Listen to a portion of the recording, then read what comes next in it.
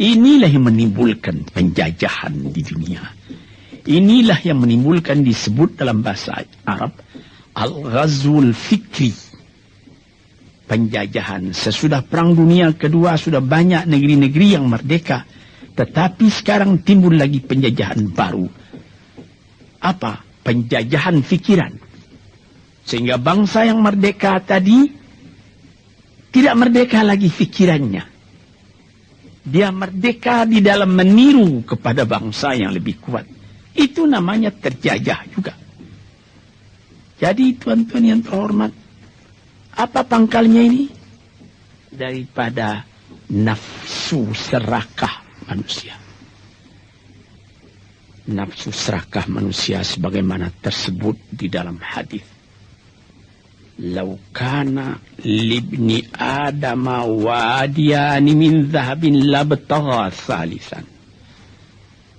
Wa ma yamla'u jawf ibni adama illa turab.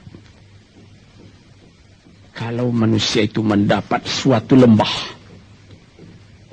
yang penuh dengan kekayaan emas, suatu lembah, dia ingin supaya mendapat satu lembah lagi yang penuh juga dengan emas.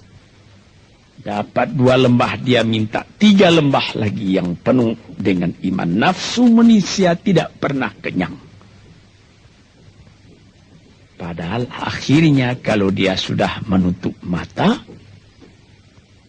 tidak ada yang akan memenuhi perutnya melainkan tanah. Saya teringat akan cerita yang disampaikan oleh Graf Leo Tolstoy, pujangga Rusia yang terkenal,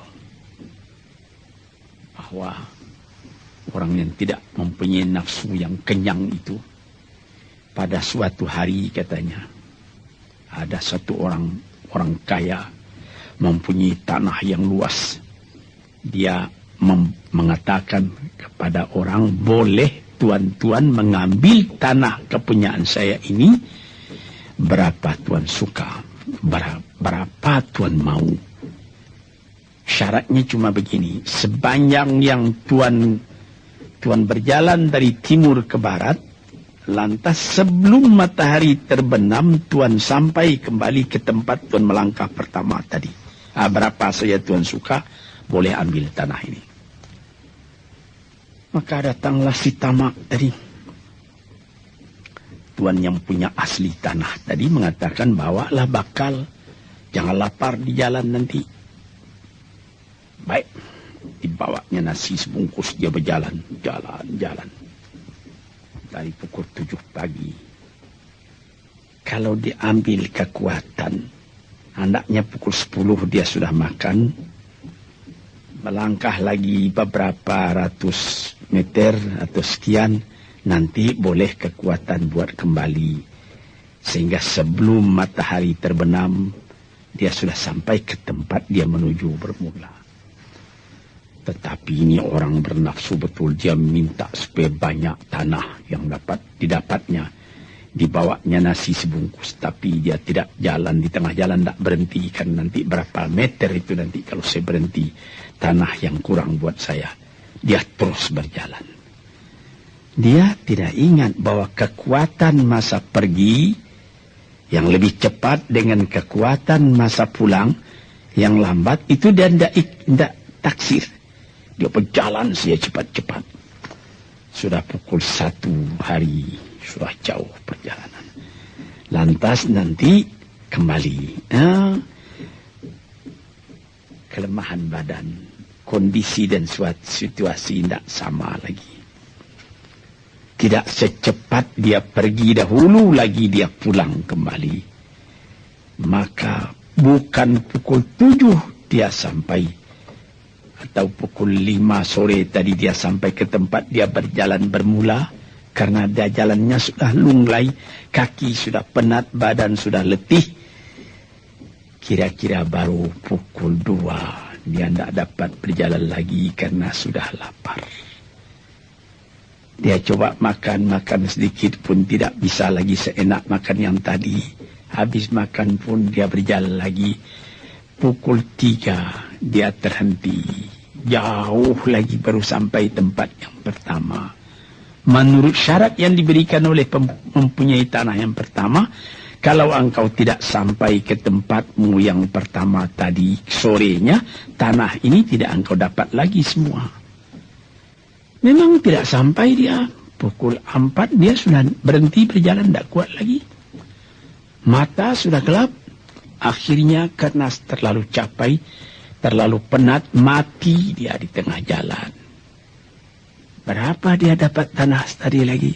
Cuma sepanjang badannya untuk kuburannya, yang lain tinggal semua. Ini satu misal yang dibawakan oleh Graf Leo Tolstoy yang sesuai dengan hadis Nabi tadi. Nafsul la tashba. Diri manusia yang tidak pernah merasa kenyang. Kita berkehendak tidak berbatas. Tapi tenaga kita sendiri berbatas. Ini kerap kali tidak difikirkan oleh manusia. Dia punya angan-angan, dia punya macam teori yang dikeluarkan. Dia lupa bahwa nanti tenaganya itu akan terbatas karena sakit, karena lapar, karena tua. Sebagaimana pepatah dari nenek moyang kita, tanda-tanda dikirimkan lebih dulu bahwa kita tidak akan lama lagi di sini. Apa? Rambut, gigi, mata sudah mulai kabur.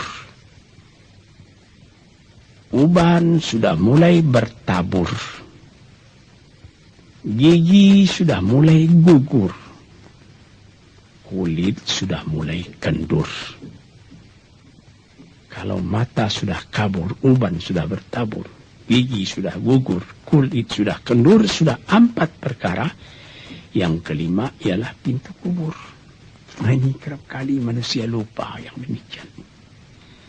Sebab itu dikatakan, ya Tuhanku, janganlah sampai aku ditumbuhi oleh penyakit nafsu yang tidak mau kenyang-kenyang itu. Nah ini, kemudian itu timbul lagi doa yang keempat. Disebutkan di situ, wa min du'a illa yusma. Ini lebih berbahaya lagi. Ini sudah puncak dari bahaya. Apa artinya? Dan aku berlindung kepada Engkau ya Allah, daripada doa yang tidak didengar lagi. La ilaha illallah.